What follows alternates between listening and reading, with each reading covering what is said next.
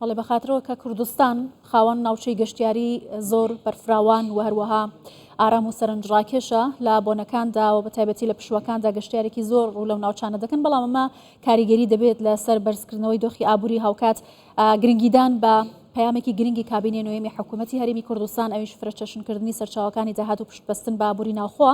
لەبارەی بابەتە زیاتر قسە دەکەم، کاریگەری ئەم بابەتانە لەسەر بەهێزکردنی ئابووری لە ناوخۆدا بە تایبەتی ژێرخانی گەشتیاری تا چەندە دەبێت. بەڕێز ئیبراهیم عەبدولحەمید بەڕێوەبەری ڕاگەاندنی دەستی گەشت و گوزاری کوردستان میوانمە زۆر بەخێر بێت.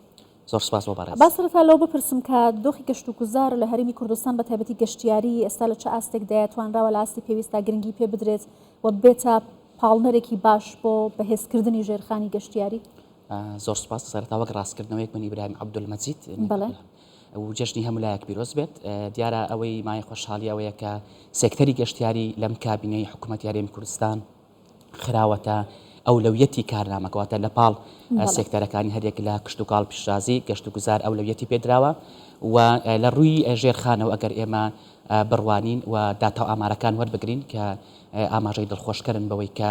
ئێمە لە ئێستادا لە هەرێمی کوردستان پێشبەچوونێکی زۆر باشمان بەخۆمانەوە بینیوە. ئەگەر ئێمە لە ڕووی ژێرخانەوە باسی بکەین لە ماوەی 4 ساڵی ڕابردوو قەبارەی وەبەرهێنان لە سێکتەری گەشتیاری بریتی بووە لە 4 ملیار و نزیکەی 500 ملیۆن دۆلار. ئەمە بەو واتایی کە سەرمایەی وەبەرهێنان لە بواری گەشتیاری لە پێشی هەموو سێکتەرەکانی ترەوەیە بە ڕێژەی 142 و لە ڕووی جۆرایەتی و چەندایشتەوە ئێمە گەشت و گوزار پێشبەچوونی باشی بەخۆیەوە بینوە. ئەگەر هەر وەکو نمونە باس بکەین ئێمە ژمارەی گەشتیارانمان ساڵانە لە بەرزبوونەوەدایە. ئێمە لە پارساڵەکە لە تەواوی ساڵەکە پێشوازیمان کرد لە زیاتر لە 7 ملیۆن گەشتیار. هەروەها لە ڕووی ژێرخانی برنی گەشتیاریەکان و ئەگەر هۆتێلەکان بە نمونە وەربگرین لە ئێستادا لە سەرانسەری هەرێمی کوردستان زیاتر لە 470 هۆتێلمان هەر لە هەرێمی کوردستان. جاران ژمارەی هۆتێلە پێنجەستێرەی و بڕاندەکان لە پەنجەکانی دەستێپەڕیان ناکرد. خۆشبەختانە ئێمە نزیکەی لە ئێستادا نزیکەی 40 هۆتێلی بڕاند و پێنج ئەستێرەیمان هەرکەمانە هەمووی ئاماژەی دڵخۆشکردن بەوەی کە سێکتەری گەشتیاری لە هەرێمی کوردستان لە پێشبەچوونێکی بەردەوام. باشە، هۆکارەکانیان بەرەو پێشچوونە لە چیدا دەبینن؟ چ لایەنێک پاڵنەر و گرنگ بۆ تا بتوانێت بەم شێوازە پێشکەوتن لە سێکتەری گەشت و گوزار و گەشتیاریدا بەدی بکرێت؟ بێگومان هۆکاری هەرە سەرەکی ئەو پاڵپشتێک گەورەیە کە حکوومەتی هەرێمی کوردستان و بەتایبەت ئەم کابینەیە لە سێکتەری گەشتیاریەکە هاوکاری و هەماهەنگی لایەنەکانی ترە، هەروەها وەزارەتی شارەوانی و گەشت و گوزار جیاواز لە کابینەکانی تر گرنگیشتی تەواو درراوە با سێکتەری گەشتیاری لە سەردەمی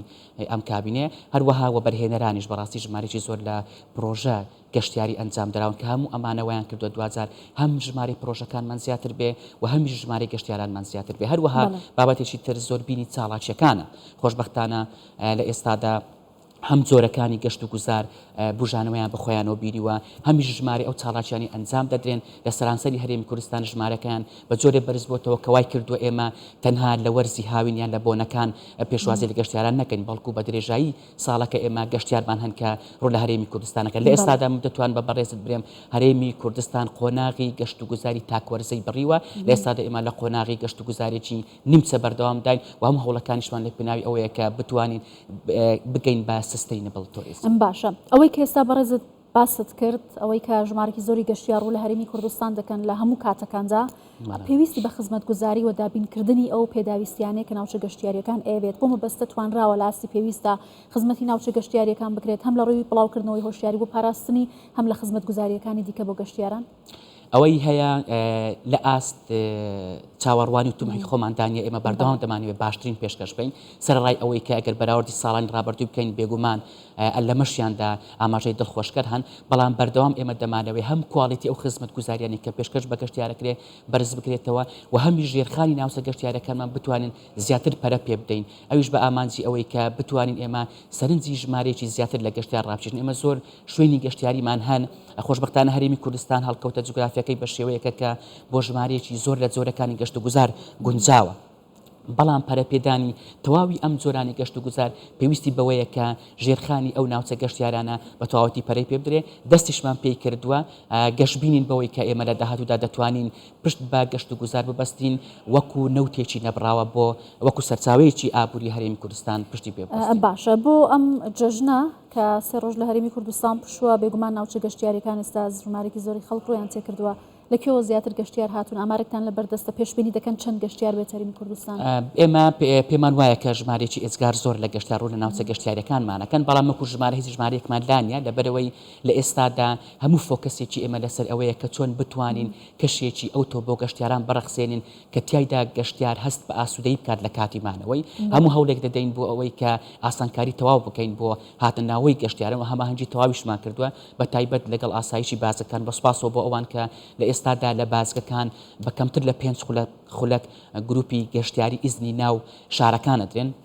کە دیارە باسکان بۆ ئێمە زۆر گرنگە بەڕاستی وەکو ئاوێنەی شارەکانمانوان بۆ ئێمە هەموو گرنجێکمان داوە کە هەر لە بازگەکانەوە ئێمە دیوێکی جوانی میواندیاریکردن نیشانی گەشتیاران ڕێگەڕێبەری گەشتیاری و یا پلان و پرۆژەی دیکەوە بێگومان ئێمە پلانیش تۆکمەمان هەیە بۆ پێشوازیکردن لە گەشتیار هەم بۆ ڕێنمونیکردنی گەشتیاران بە پێدانی بڕۆشەر و ڕێبەر و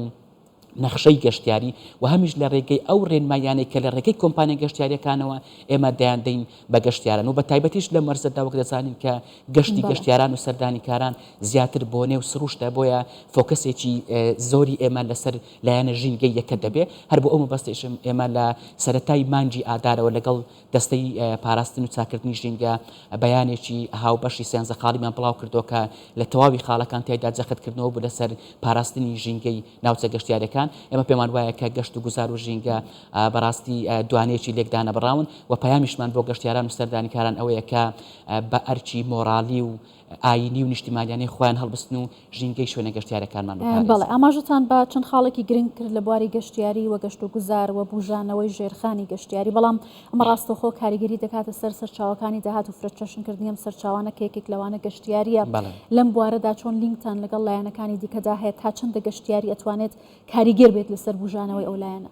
من باسمەوەی کرد کە گەشت و گوزار وەکو نەوتی نەبراوە چاوی لە دەکرێ ئەمەش قسەی پسپۆران و ئەکادمیستانی ئەم بوارەیە